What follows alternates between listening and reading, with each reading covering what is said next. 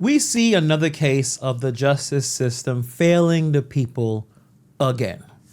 Let's check this out. For a case we're following for you at this hour, new at 5, Cuyahoga County's prosecutor calls the sentence given to suspended East Cleveland Mayor Brandon King disgraceful. That comes after a judge ignored prosecutors' request to send King to prison after his conviction on corruption charges.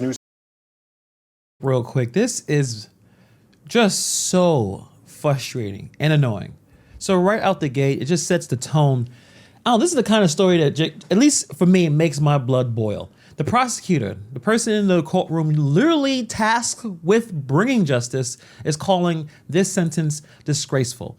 This is a professional way of saying what the hell just happened here. So let's talk about what happened. A convicted corrupt mayor was caught misusing his power, got dragged into court, was found guilty, and then didn't go to jail. It's like catching someone robbing the bank with the money bag still in their hand and the judge saying, well, they said they were sorry, so let's just give them probation. This isn't even just about Brandon King. This is the pattern that's been going on in East Cleveland and honestly in small towns all over this country, where public officials can exploit their positions, then use this system where public officials exploit their positions and then the system lets them off easy. What kind of message are we sending to these corrupt politicians? Hey, steal all you want. Worst case, you may have to pay a little fine and pick up some trash on Saturdays. Meanwhile, if you are a working class resident of East Cleveland and stole a few $100 from a store to pay rent, you're going to jail, straight to jail. And obviously they're not going to have any media coverage. There won't be any courtroom prayers or any second chances.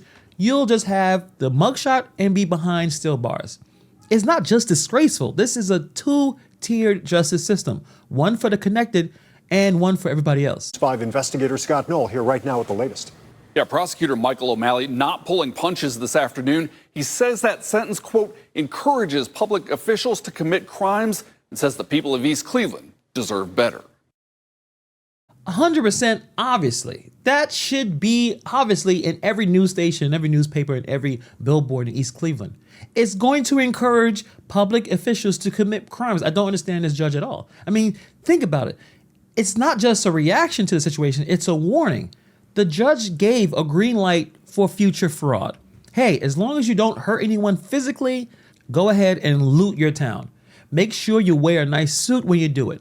It's crazy to think that after decades of East Cleveland corruption, mayors resigning, police being federally investigated, city services falling apart, we're still giving these officials slaps on the wrist. The residents are struggling with basic infrastructure, but the mayor who rerouted $76,000 in contracts to his family walks out of court grinning like he just won the lottery.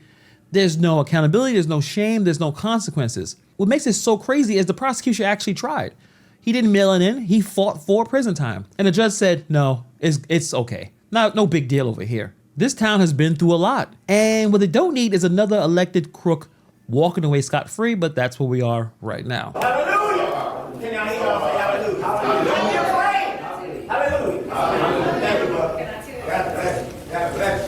Shouts of praise inside the courtroom after a judge spared suspended East Cleveland Mayor Brandon King prison time. I do find that behavior is unacceptable and inappropriate. I don't find that rises to the level of a prison sanction. This is the kind of quote that drives me insane. Like, what does unacceptable even mean when it doesn't come with consequences? I mean, let's put this in real terms. If my kid steals money from my wallet and then goes use it to buy stuff for himself or his cousins or his friends, would I just look at him and say, this is unacceptable and inappropriate? Now go to your room for 20 minutes. That's it. Just go to your room for 20 minutes. Hell no. There's punishment, there's structure, there's accountability. Because otherwise, my kid is going to think, well, I only had to stay in my room for 20 minutes. I could probably do this again. That's exactly what this judge just told Brandon King and basically told to every other corrupt politician watching. This was bad, but it wasn't prison bad. And for what? This man was literally convicted of theft in office. He used his power to benefit himself and his people at the taxpayer's expense. The laws are supposed to be very clear. If you steal from the government authority, you go to prison, period. That's the deal. But apparently in East Cleveland, that deal only applies if you're not wearing a nice suit or a city pin on your lapel. You're able to just, I guess go home. And real quick, does it rise to the level of prison? Like, are we serious? If you're a city worker that stole even a fraction of what Brandon King did, if a garbage man rerouted $10,000 in city gas cards to his cousin's company, he'll be sitting in county jail right now eating bologna sandwiches and wondering when his court date is. But this judge just spit in the face of every person in East Cleveland. What makes this worse that she knows he did wrong, she admitted it, and she still sent him home.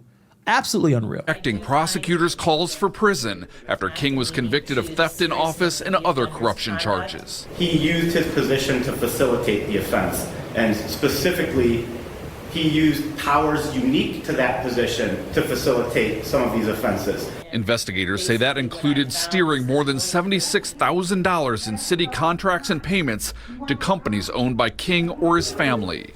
The judge pointing out the city did receive supplies and office space as a result of the deals, but telling King he should have known better. You should never, ever in your position have been, have had a personal interest in companies that your government was dealing with. Does she think that he did not know what he was doing?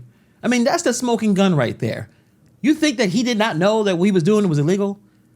This is the part where every East Cleveland resident should be grabbing their forehead. Like, are you kidding me? The man was caught funneling city money to his own family's businesses. That's not bad judgment. That was a hustle. He's hustling. It's self-dealing. It's nepotism. It's fraud all in one.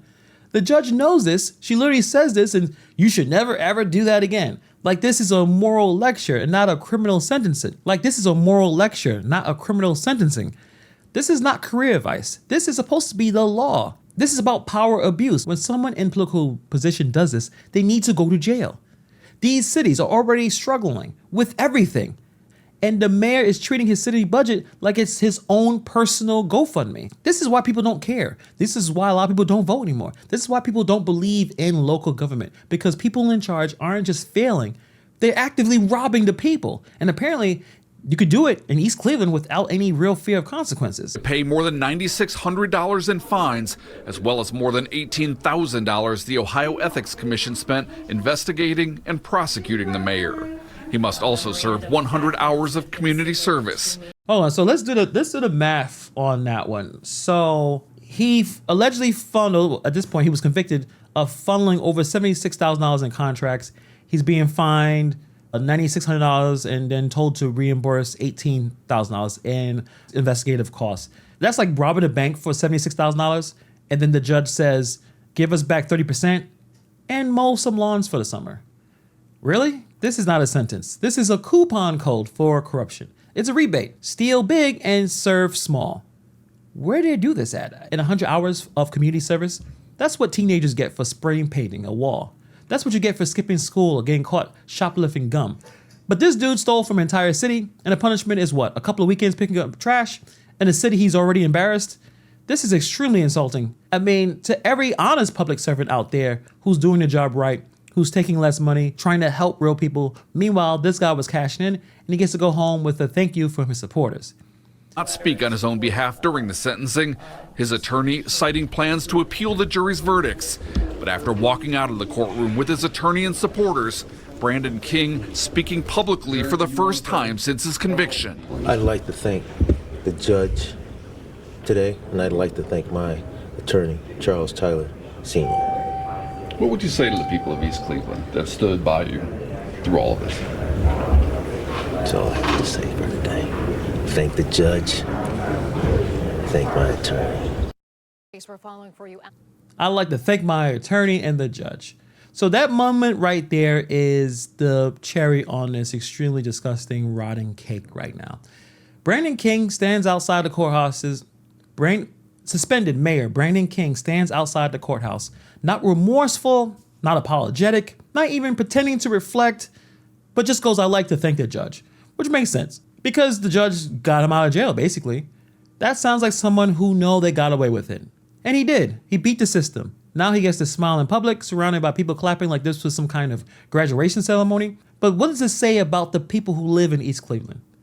It says that we can do whatever we want and you can't stop us. It says the powerful can do whatever they want and they can't stop them. It says that you pay taxes, but the powerful people cash in. It says that the justice system is only real if you are poor. That judge had a chance to make a statement, to send us a message, to say, you know what, corruption will not go unpunished. Instead of that, she gave us a message too. If you have the right title and the right lawyers and the right connections, you can do anything. And that's what makes this situation so dangerous, because corruption isn't about stealing money. It's about stealing hope from people. And that's exactly what this case did. It's a slap in the face to not just East Cleveland, but to every city where public officials rob their communities and walk out the court like they just paid a parking ticket. Brandon King didn't just steal money. He stole trust. He stole opportunity. He stole the chance for East Cleveland to actually heal. And what did the justice system say in return? We understand, just don't do it again. So completely embarrassing, sad display. I actually was very, very annoyed when I saw the news about this. It was because I'm covering so many mayors. You want the mayors who got convicted of doing something wrong, and they need to deal with the consequences. They need to face the punishment. And when you see stuff like this, it really kind of gives you just a negative view of the world, at least for me, temporarily. But what do you guys think about this situation? Let me know in the comments below. Thank you for taking time to watch this video, and I'll see you guys in the next video.